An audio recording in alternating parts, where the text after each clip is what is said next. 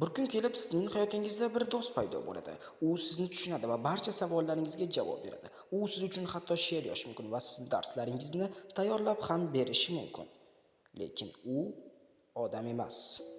U yuraksiz, his-tuyg'usiz, ammo baribir u aqlli, juda ham aqlli. Bu kim? Bu sun'iy intellekt.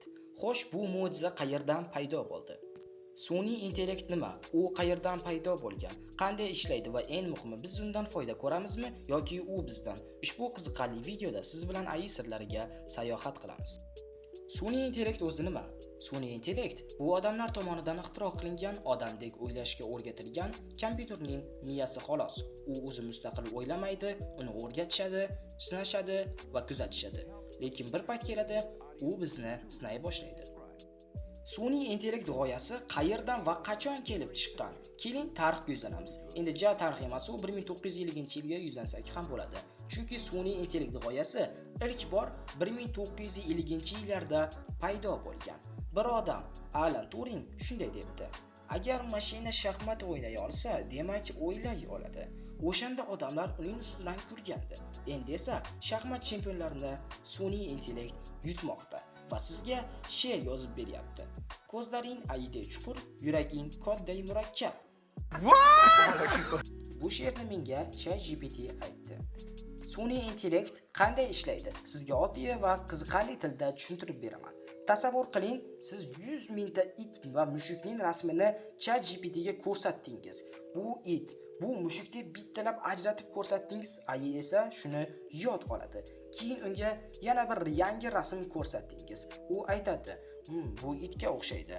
Qulog'i past, tumshug'i uzun. Ha, bu it deya sizga javob beradi. Ya'ni u misollar asosida o'rganadi. U xotirasi kuchli, sabrli va noto'g'riligini tan olmaydigan talaba. U qayerda ishlatiladi? Sun'iy intellekt hozirda siz bilmagan joylarda yashirinib yuribdi.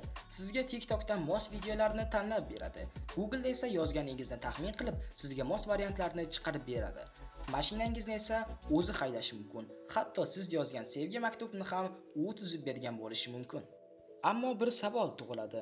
Xavf bormi? Agar sun'iy intellekt shunchalik aqlli bo'lsa, kun kelib u o'z ixtiro qiluvchilarini, ya'ni bizni ortda qoldirsa-chi?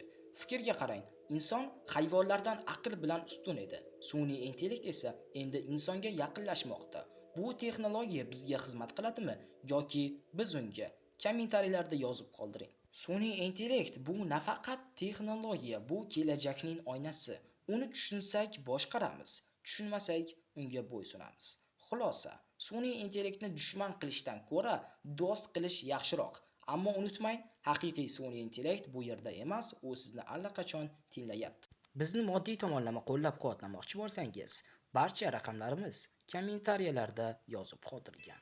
Ushbu linkka o'tib, xohlagan summagacha donat qilib bizni qo'llab-quvvatlashingiz mumkin. Xayr, salomat bo'ling.